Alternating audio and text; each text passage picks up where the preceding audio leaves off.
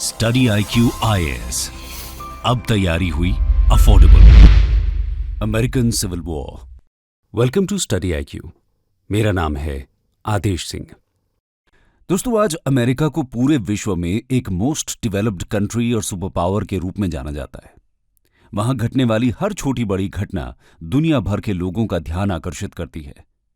लेकिन क्या आपको पता है कि एक समय पर यूनाइटेड स्टेट्स ऑफ अमेरिका कहे जाने वाले इस देश का अस्तित्व ही खतरे में था। यूनाइटेड की आइडेंटिटी पर ही सवाल खड़ा हो गया था। देश के अंदर ही गृह युद्ध यानी सिविल वॉर शुरू हो गया था। सिविल वॉर का मतलब उस वॉर से है जो एक देश के अंदर ही दो ग्रुप्स में लड़ा गया हो। इस वॉर को इंट्रा स्टेट वॉर भी कह सकते हैं, क्योंकि ये वॉर एक कंट्री की इंटरनल बाउंड्री के अंदर ही सीमित होता है। सिविल वॉर का मेन मोटिव होता है देश के किसी एक रीजन को अपने कंट्रोल में करना या गवर्नमेंट की पॉलिसीज के खिलाफ विरोध करना। और ऐसा ही एक सिविल वॉर अमेरिका में भी हुआ। अमेरिकन सिविल वॉर 1861 से 1865 तक चला। ये वॉर अमेरिकन यूनियन के लॉयल नॉर्दर्न स्टेट्स और 7 सदर्न स्टेट्स के बीच में हुआ। ये सभी southern states United Nations of America से अलग होकर एक सेपरेट नेशन यानी कि कन्फेडरेट स्टेट्स ऑफ अमेरिका का निर्माण करना चाहते थे।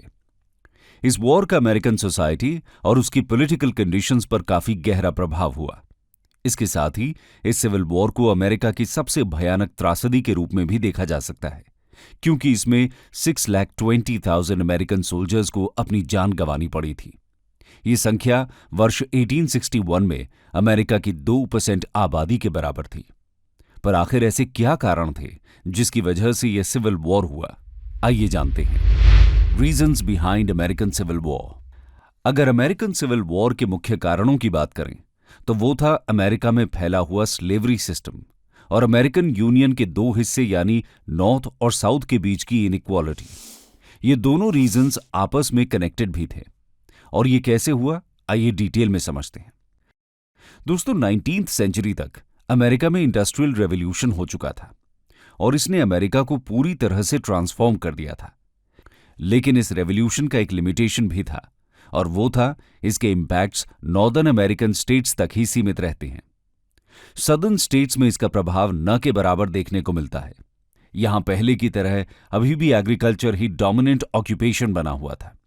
इसीलिए ये रीजन नॉर्दर्न स्टेट्स की तुलना में काफी बैकवर्ड था। इन स्टेट्स में कॉटन और टोबैको जैसे कैश क्रॉप्स का कल्टीवेशन लार्ज स्केल पर होता था। ये क्रॉप्स लेबर इंटेंसिव क्रॉप्स की कैटेगरी में आती हैं। सदर्न स्टेट्स में एग्रीकल्चरल लेबर्स के तौर पर स्लेव्स का इस्तेमाल होता था। स्लेव लेबर की वजह से ही यहां एग्रीकल्चर प्रॉफिटेबल बना हुआ था। इसी बीच अमेरिकन टेरिटरी का वेस्टवर्ड एक्सपेंशन शुरू हो गया और सदर्न स्टेट्स के कई leaders newly formed western states में भी स्लेवरी सिस्टम का एक्सपेंशन चाहते थे। उनका कहना था कि इन वेस्टर्न टेरिटरीज में स्लेवरी लीगलाइज्ड रहनी चाहिए। लेकिन वहीं नॉर्थ अमेरिकन लीडर्स ऐसा बिल्कुल नहीं चाहते थे। नॉर्दर्न स्टेट्स स्लेवरी सिस्टम का विरोध कर रहे थे और कहीं ना कहीं इस वजह से इन दोनों रीजन्स के बीच कॉन्फ्लिक्ट बढ़ने लगा।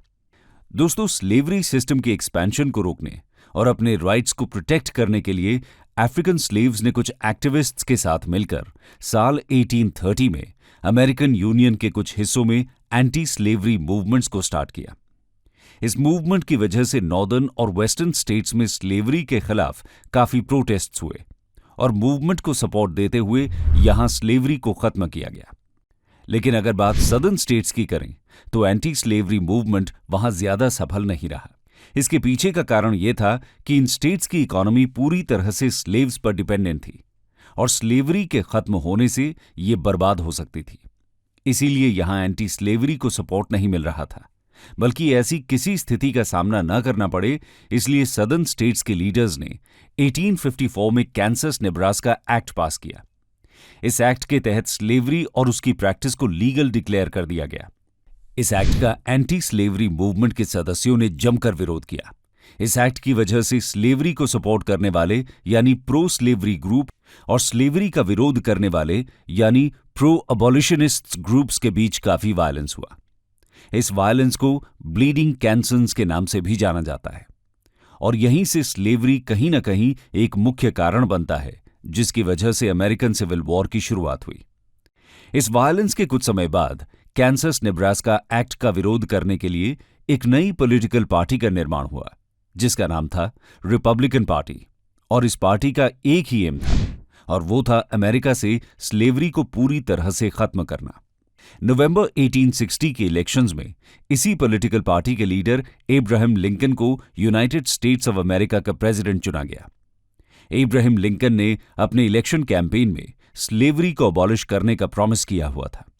अब उनके प्रेसिडेंट बनने से सदर्न स्टेट्स के मन में डर बैठ गया कि वो अपना इलेक्शन प्रॉमिस पूरा जरूर करेंगे और स्लेवरी को बैन कर देंगे। इससे सदर्न स्टेट्स की इकोनॉमी पूरी तरह से चौपट हो सकती थी, और इसी कारण सदर्न स्टेट्स खुद को जल्द से जल्द यूनियन से अलग कर देना चाहते थे और अपना एक इंडिपेंडेंट नेशन बनाना चाहते थे, जहां अमेरिकन प्रेसिडेंट द्वारा बनाए गए किसी भी नियम कानून को फॉलो न किया जाए। और उन्होंने ऐसा ही किया। एब्राहम लिंकन के प्रेसिडेंट बनने के लगभग 3 महीने के अंदर ही अमेरिका के 7 सदर्न स्टेट्स ने खुद को यूनाइटेड स्टेट्स ऑफ अमेरिका से अलग करके स्वतंत्र राज्य कन्फेडरेट स्टेट्स ऑफ अमेरिका का निर्माण किया, और इसी के साथ अमेरिकन यूनियन के 2 टुकड़े हो गए। अमेरिकन यूनियन के 2 टुकड़े होते देखना एब्राहम लिंकन के लिए काफी निराशाजनक था। वो किसी भी कीमत पर अमेरिकन यूनियन को बनाए रखना चाहते थे, और इसी कारण से अमेरिका में सिविल वॉर की शुरुआत हो जाती है, जहां एक तरफ यूनियन आर्मी थी और दूसरी तरफ कन्फेडरेट्स ऑफ सदर्न स्टेट्स। तो आइए अब डिटेल में इस वॉर के सभी इंपॉर्टेंट इवेंट्स को देखते हैं। Main events in American civil war. दोस्तों, सिविल वॉर की शुरुआत तब हुई जब अमेरिकन यूनियन का विरोध करने के लिए newly formed confederate states of America की आर्मी ने नॉर्दर्न स्टेट्स के चार्ल्सटन स्थित फोर्ट समटर पर अटैक किया। इस अटैक के बाद प्रेसिडेंट एब्राहम लिंकन ने यूनियन आर्मी को फोर्ट समटर को डिफेंड करने का ऑर्डर दिया, लेकिन यूनियन आर्मी को इसमें सफलता नहीं मिली और 13 अप्रैल 1861 को इस फोर्ट पर कन्फेडरेट स्टेट्स का कब्जा हो गया।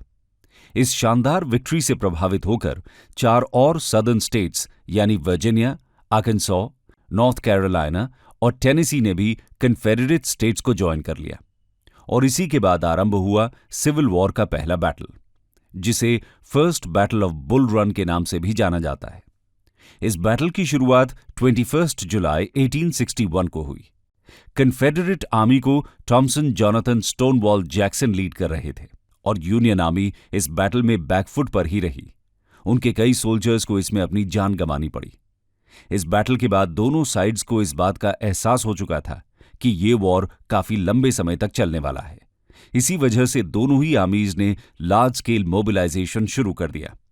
First battle of bull run के बाद जनरल विनफील्ड स्कॉट, जो यूनियन आर्मी के सुप्रीम लीडर थे, उन्हें भी रिप्लेस कर दिया गया और जॉर्ज बी मैकेलन को यूनियन आर्मी का लीडर बनाया गया।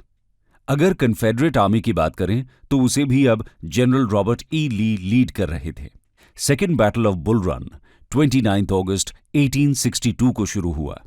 इस सेकेंड बैटल में भी ली द्वारा लेड कन्फेडरेट आर्मी की जीत हुई और यूनियन आर्मी को फिर से हार का सामना करना पड़ा। लेकिन इस हार के बाद भी मैकेलन और उनके ट्रूप्स ने हार नहीं मानी और उन्होंने अपनी गलती से सीख लेते हुए फिर से अपनी आर्मी का पुनर्गठन कर कन्फेडरेट स्टेट्स के खिलाफ 14 सितंबर को मैरीलैंड में जंग का ऐलान कर दिया। इस जंग में आखिरकार यूनियन आर्मी को जीत हासिल हुई और वो कन्फेडरेट आर्मी को शाप्सबर्ग और आसपास के रीजन से खदेड़ने में भी सफल रहे। और इसी के बाद अमेरिकन सिविल वॉर का नया अध्याय शुरू हुआ, जिसका नाम था बैटल ऑफ शाप्सबर्ग। बैटल ऑफ शाप्सबर्ग 17 सितंबर को फाइट किया गया। इस बैटल को सिविल वॉर की सबसे दर्दनाक और भयानक बैटल के रूप में भी जाना जाता है। ऐसा इसलिए था क्योंकि इस बैटल में यूनियन आर्मी के 69,000 और सदर्न स्टेट्स के 52,000 सैनिकों की जान गई। इतने सारे सैनिकों की मृत्यु के बावजूद इस बैटल में यूनियन आर्मी की जीत हुई और वो कन्फेडरेट आर्मी को वर्जीनिया और उसके आसपास के एरिया से भगाने में सफल हुए। लेकिन सिविल वॉर का अंत अभी भी नजर नहीं आ रहा था। ऐसे में अमेरिकन प्रेसिडेंट एब्राहम लिंकन ने एक दांव खेला, जिसने वॉर में यूनियन की जीत का रास्ता साफ कर दिया। आइए जानते हैं क्या था यह दांव। Issuing of emancipation proclamation. दोस्तों, प्रेसिडेंट लिंकन ने इमेंसिपेशन प्रोक्लेमेशन इशू किया। इस प्रोक्लेमेशन के तहत सदर्न स्टेट्स के सभी स्लेव्स को फ्री कर दिया गया। यहां से यूनियन आर्मी में उनके शामिल होने का रास्ता साफ हो गया और उन्हें ऐसा करने के लिए प्रोत्साहित भी किया गया। इमेंसिपेशन प्रोक्लेमेशन के जरिए प्रेसिडेंट लिंकन ने न सिर्फ अमेरिकन स्लेव पॉपुलेशन का सपोर्ट पूरी तरह से अपनी तरफ कर लिया और यूनियन आर्मी को स्ट्रांग बनाया, बल्कि इससे इंटरनेशनल कम्युनिटी का सपोर्ट भी वो अपनी तरफ करने में सफल हुए। दरअसल ब्रिटेन जैसे देश सदर्न अमेरिकन स्टेट से रॉ मटेरियल इंपोर्ट करते थे, जो उनकी इंडस्ट्रीज के लिए काफी इंपॉर्टेंट था। ऐसे में चांसेस थे कि सिविल वॉर में ब्रिटेन सदर्न स्टेट्स को सपोर्ट देने लगे, लेकिन क्योंकि ब्रिटेन ऑलरेडी अपने यहां स्लेवरी को अबॉलिश कर चुका था और इंटरनेशनल कम्युनिटी में वो उसका सपोर्ट नहीं कर सकता था, इसीलिए इमेंसिपेशन प्रोक्लेमेशन के जरिए लिंकन ने सिविल वॉर को पूरी तरह से प्रो स्लेवरी और एंटी स्लेवरी डिबेट में तब्दील कर दिया और इंटरनेशनल कम्युनिटी का सपोर्ट यूनियन की तरफ कर दिया। इस प्रोक्लेमेशन के बाद लगभग 1,86,000 स्लेव वर्कर्स को फ्री कर उन्हें यूनियन आर्मी में एडमिट कर लिया गया, जिससे यूनियन आर्मी बहुत स्ट्रांग बन गई।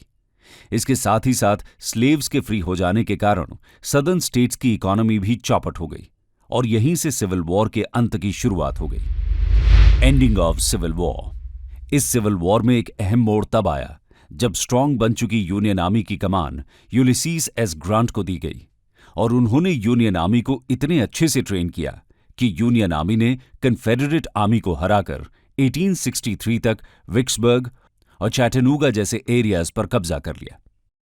यूलिसीज एस ग्रांट की इस शानदार जीत से प्रभावित होकर एब्राहम लिंकन ने 1864 में उन्हें यूनियन आर्मी की सुप्रीम कमांडर की उपाधि सौंप दी।